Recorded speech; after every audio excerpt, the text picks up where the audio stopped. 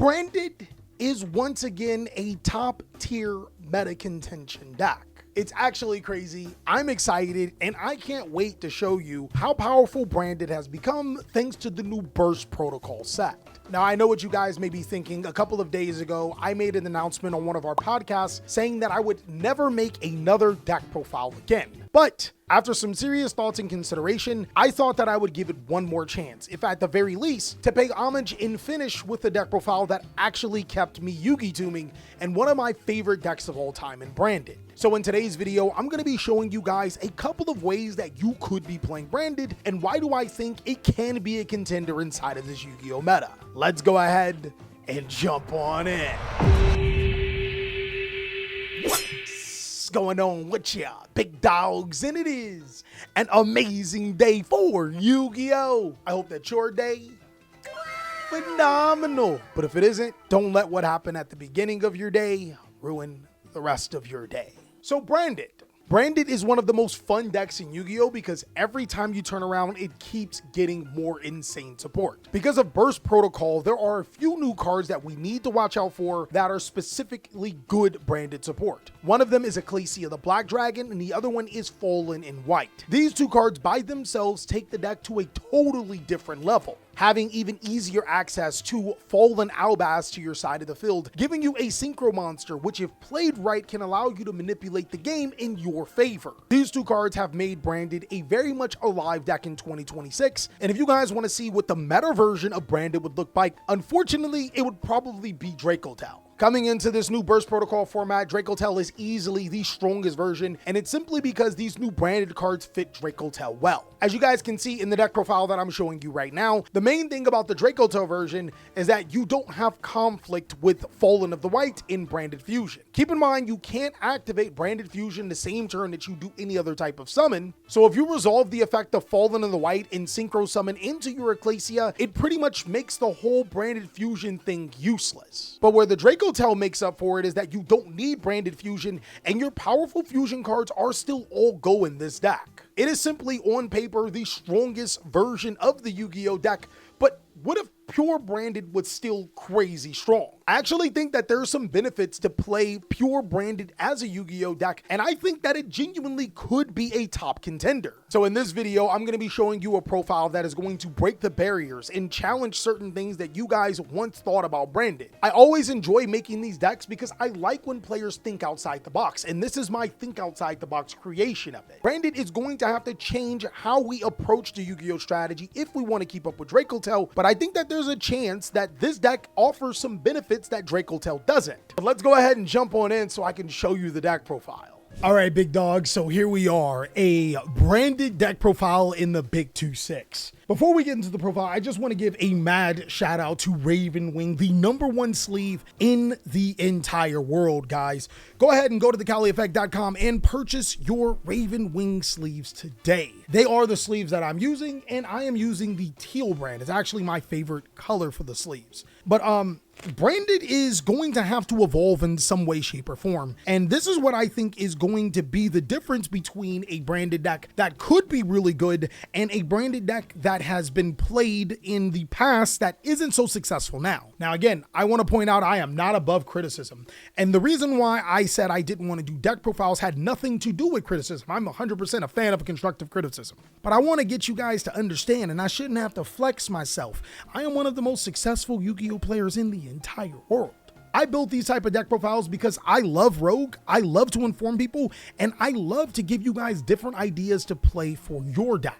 I'm not saying that this is the answer, this is the end all be all, but I love to see what you guys have to say, and I just love to talk about Yu-Gi-Oh, but enough of my yapping, let's go ahead and get into it. Starting off with the cards that everybody plays, I play 2 copies of Fallen of the White Dragon and 1 copy of Fallen of Albaz. Unfortunately, I think in order for this deck to compete, you need to have Fallen of the White Dragon in your deck, simply because it's just such a good card. It changes the entire dynamic of the deck, and in case you guys did wonder, Fallen of White Dragon is always considered Fallen Albaz. I want you guys to think of Harpy Lady 1, 2, and 3. They're always Harpy Lady, so you can't mix and match. You can't play 3 copies of Fallen and 2 copies of Fallen Albaz. It just isn't how it works, but this card completely changes the dynamic of the deck, because it is a card that opens up synchro options which fights or conflicts with branded fusion, but it also allows you to be able to enable so many combos so we're not reliant on branded fusion. Dracotel does this card right, but I think branded can do it a little bit better. Of course, we then followed it up with 3 copies of Albion the Shrouded Dragon,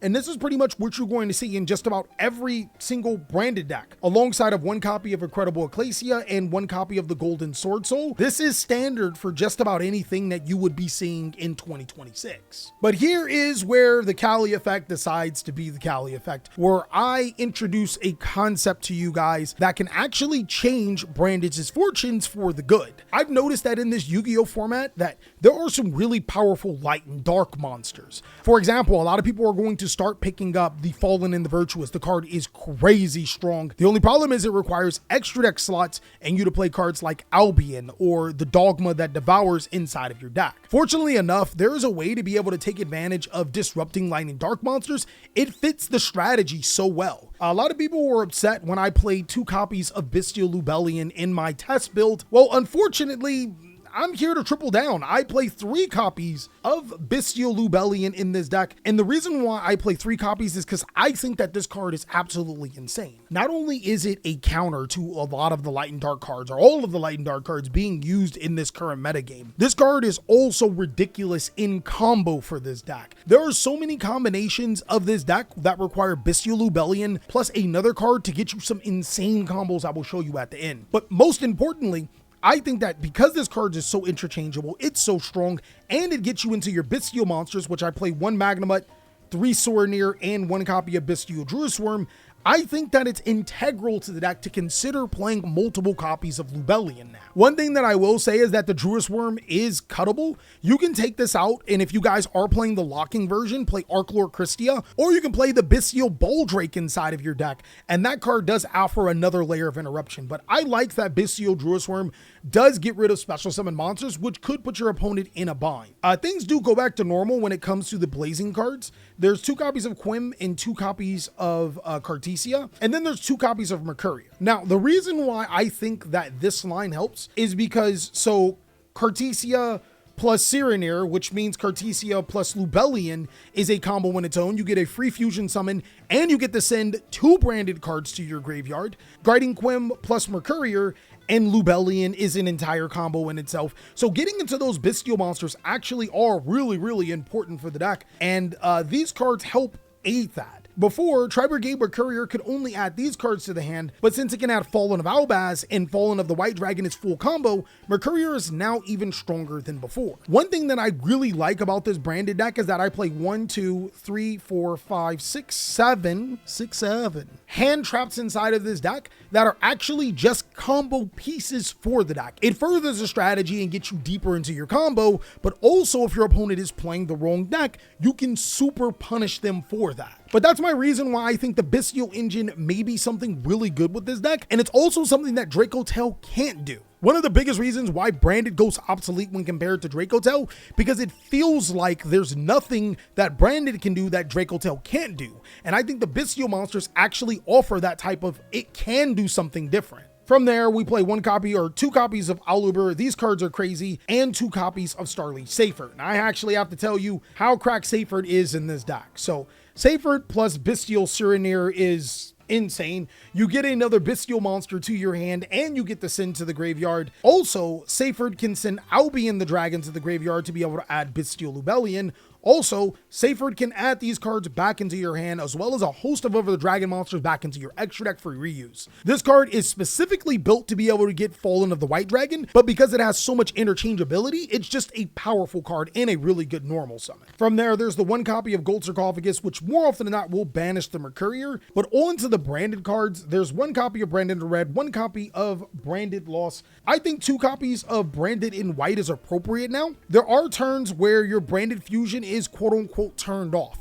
Anytime you perform a summon from your extra deck that is not a fusion summon, you can't use Branded Fusion that turn. But fortunately enough, Branded in White is actually still incredibly cracked, especially considering that you go through so many cards through your deck when you go through the Fallen of White line, that this card pretty much becomes Branded Fusion without the restriction. After that, there's 3 copies of Branded and High Spirits. This card is completely nasty when you combine it with your Bestial cards, and is also just a great card overall. And 3 copies of Branded Opening, which lock you into Fusion Summon, but keep in mind, unlike Branded Fusion, these locked you into Fusion Summon for the rest of your turn. After that, I was testing multiple copies of Branded Retribution, but dropped down to 1 Retribution simply because games don't last long enough for this card to matter as much. But I would love to play 2 for its actual negation effect. Now, one thing that I've noticed about this Yu-Gi-Oh meta is that the Molcharmy cards are crazy. So I think you have to play 3 copies of Molcharmy Flawless, and you have to play 3 copies of Molcharmy Perulia. These cards are so good against every single meta deck, and unfortunately are good against you. But the thing about Branded is that you don't need to play a ton of hand traps in this deck.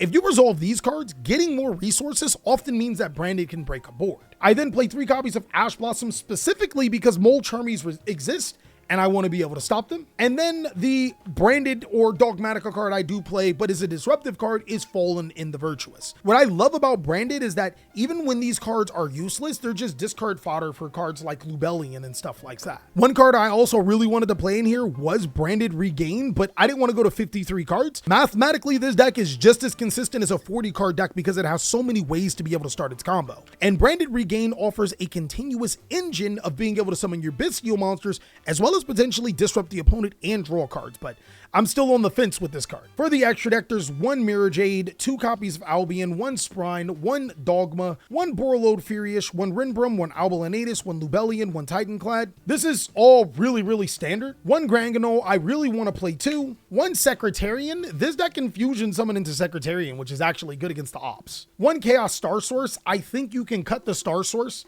but it's up to you. 1 Ecclesia the Black, and I'm playing Despian Lulu Lilith. Now, you guys will notice a couple of cards out of the extra deck, and I want to talk about them. First, the card that you may notice the most is going to be Albion the Sanctifier Dragon. I think you can play this card, especially if you're playing Arclord Christia, which in my opinion is the best target to play for the quote-unquote lock. But the reason why I cut it is because I don't play the lock, so I don't think that it's necessary without the lock. Don't get me wrong, the card's really good, but with Albaz at 1 in your deck in multiple ways to be able to tutor it to your side of the field, there's almost no reason to play this card unless you're playing the lock. I think that you should play Bestial Dispowder over Lulu Lilith. I will admit I like Lulu Lilith because of reasons, but the correct thing is to play the Dispowder over the Lulu Lilith. It's just so happens to be a target for Granganol, and I like it. Chaos Angel is really summonable inside of this deck because you have a lot of Bestials and a lot of level 4 light monsters. And then Despian Queritus, I don't think is better than Lulu Lilith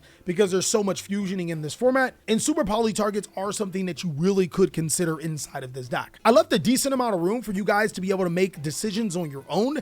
And I want to stress that this is not the end sequence of the deck. This is more like testing what's new inside of the format and exploring how good Branded could be if you think inside of a different box. Big dogs, before we go into the Lubellion combos, I just want to start this one off by playing 2 cards or showing why these 2 cards are really impactful. Some people don't like Starlight Safer, some people don't like Branded and White. I think these cards are awesome, and allow me to explain why I'm playing multiple copies of these cards. This is actually full combo. What you're going to do is you're going to normal summon Starlight Safer, then use its effect to be able to get Fallen of the White Dragon to your hand. Activate Fallen of the White Dragon to be able to send Albion to your graveyard to special summon your Incredible Ecclesia. Incredible Ecclesia activates its effect, morphing itself into the Golden Sword Soul, and then you synchro summon with these 2 monsters into your Ecclesia the Black Dragon. Use the effect of your Ecclesia the Black Dragon banishing itself to be able to summon Guiding Quim from your deck, and then trigger the effect of Guiding Quim as Chainlink 2 and Golden Sword Soul as Chainlink 1. So resolving chains backwards, you send Blazing Cartesia from your deck to the graveyard, and then you resolve the effect of your Golden Sword Soul to summon your Cartesia.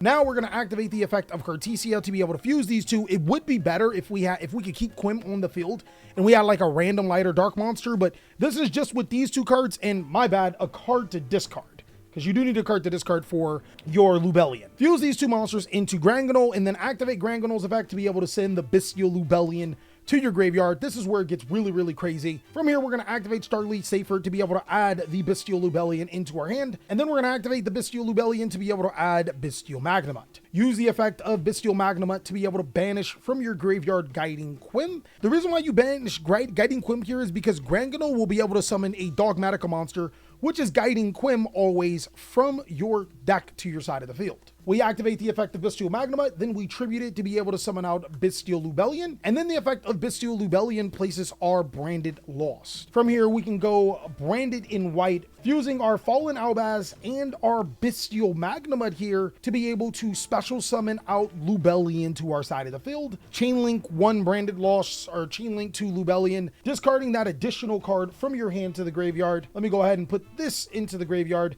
to be able to fusion summon the Lubellion and the Fallen back into your deck for the Mirror Jade to your side of the field. Resolving the effect of Branded Loss, you can add Tri-Brigade Mercourier to your hand, and then on your end sequence, you have the effect of Albion to be able to set Fallen in the Virtuous. You have the effect of your Magnemite. You could add Fallen of White Dragon back into your hand, but you can also add a card like Bestial Druisworm. You have both the effects of Ecclesia and Cartesia to add themselves into your hand, and so your board is also going to look something like this, which if you ask me, it's freaking insane considering that you invested 2.5 cards to be able to make a Bestial Lubellion, Ecclesia, which can summon a Fallen Albaz, Cartesia, or Ecclesia to be able to discard, to be able to fuse off your opponent's cards, which gets itself back. You have Granganol to be able to resummon out your Guiding Quim back to your side of the field. You just have so much interaction with this deck, and of course the Tri-Brigade Mercourier to be able to negate. The next combo I want to share with you guys is a pure 2-card combo. It's actually insane. And the cool thing about it is that there's so many ways that you can perform this combo and make so many deadly combinations of combos with it. I'm going to start off with Guiding Quim and Bestial Lubellion. It is one of the reasons why I play Lubellion at 3. I'm going to normal summon Guiding Quim and then activate its effect to be able to send Mercourier. I'll then activate Bestial Lubellion's effect to be able to add Branded Sereneer from my deck to my hand. I'll banish the Mercourier to be able to summon out Bestial Sereneer, and I'll trigger the effect of Mercourier to be able to add Fallen of the White Dragon from my deck to my hand. From here, I'll tribute the Sereneer to summon out the Bestial Lubellion, and I'll activate Sereneer's effect to be able to send Branded Retribution. I'll then activate the effect of Bestial Lubellion to be able to place Branded Loss to my side of the field.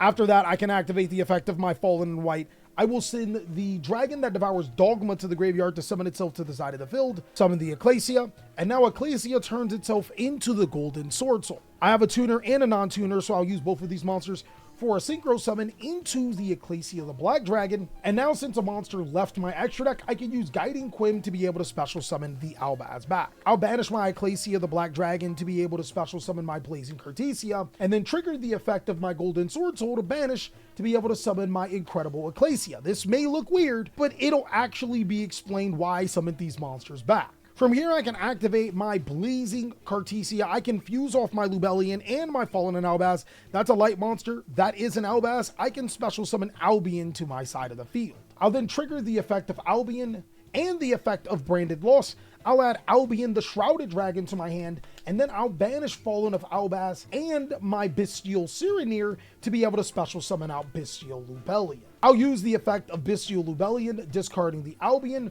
returning my Fallen and my Lubellion back into my extra deck to be able to summon out Mirror Jade, and then I'll activate Albion's effect. I'll return itself into the deck to be able to send out Branded in White. I'll banish Banded Retribution, add Branded in White to my hand, and I just so happen to have a dragon monster and a monster that I can fusion summon off. So when I activate Branded in White, I will actually fuse these two monsters back into Granganol, and then use Granganol's effect to be able to send Albion, the Shrouded Dragon, to my graveyard. The crazy thing about this is that this was all insulated into the 2 cards, and it actually has quite the bit of follow-up too. Because at the end sequencing of my turn, Albion allows me to be able to set the Following and the Virtuous. The Dragon that Devours Dogma allows me to be able to get Tri-Brigade Mercourier. And then, of course, our favorite card, Ecclesia, the Black Dragon, special or returns herself to the side of the field, meaning with 2 cards, you pretty much got the entire full combo. And the best part about it, not a single dragon on the field. I think that's the best thing. Oh, you also get the incredible Ecclesia to your hand for when you use this effect to turn into Albaz to fuse with your opponent's monsters. This goes back into the graveyard. You get the fuse off your opponent's board. So now I genuinely hope you guys are seeing the power of Bestial Lubellion. I actually have a couple of other combos and test stands I would love to show you guys, and as a special thank you for helping me pay my editors, I put them on my Patreon. As always, big dogs, if this is the last deck profile I ever do on this channel, it has been an honor to finish it with one of the decks that made me start doing deck profiles all over again on the channel with Branded. And I'm not retiring yet, but it has been a pleasure to go over Yu-Gi-Oh cards with you guys and talk about the card game that we love. As always, big dogs, I hope you guys are having an amazing, amazing night. And if you want to see more amazing videos, go ahead and check out these ones, hype this video up, and let me know what you think down below in the comment section.